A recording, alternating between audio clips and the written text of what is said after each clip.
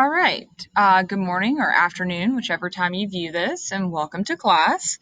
So today our goal was to do peer review for our project. I was going to show you how to submit your project, and we were going to do progress monitoring for our quiz. So at least we can do the peer review, and I can show you how to submit your project today. So peer review. Here is some guidelines for you. So on the right-hand side over here, you can see this was a rubric with all the criteria that you had to complete for your project, a space for you to provide feedback, and then points as well based on the rubric. So our first piece of guidance over here is to use the rubric. And we've said this over and over again in class. You can have the most awesome project ever. And I've seen some of you have really, really awesome projects, but it does not align to the rubric. And this is how I'm going to grade it. I can't grade it based on how cool it is. I have to grade it based on the rubric. So please use the rubric. You would provide evidence-based feedback. So that means you can't just say, I didn't get this or I didn't understand. You need to be kind, but be honest. Explain what is missing or what was confusing or what was hard to understand. Don't just say, cool, okay, or might want to fix this.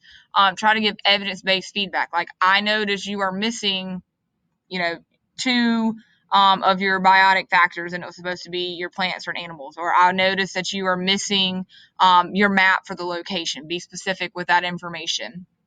Number 4, assign points for each section.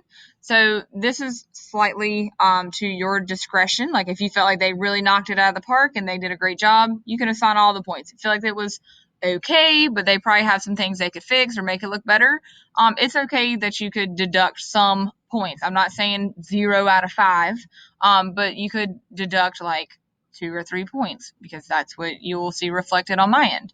And then you would return this back to the project owner. So that's something to keep in mind. Hopefully you can let someone at home view your project.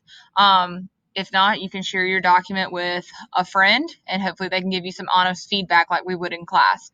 And then some tips for receiving feedback. So number 1 is allow your peer to view the work without interruption. So you don't need to hover over them and explain, well, I meant to say this, or I'm going to add that in. Just let them view what you have exactly how it is and let them provide you the feedback that they have. So viewing without interruption. Number 2 is to read whatever feedback they provide you. And in this case, if you're at home and maybe they just tell you, maybe oral feedback. And then ask clarifying questions. If someone says, this is confusing or I didn't understand, you can ask clarifying questions. That's okay. How could I make this more clear? Could you explain what was confusing? What you don't want to do is say, I did do that. I do have that. Because if it was unclear to them, it would probably be unclear to me as well. And that might just be an area that you need to work on or fix. So this is our guide of how we would do peer review in class today. In the next document, I'm going to show you how to download and submit your project, and I can also show you how you can share with a peer. So please feel free to shoot me a Canvas message if you have any questions. Thanks.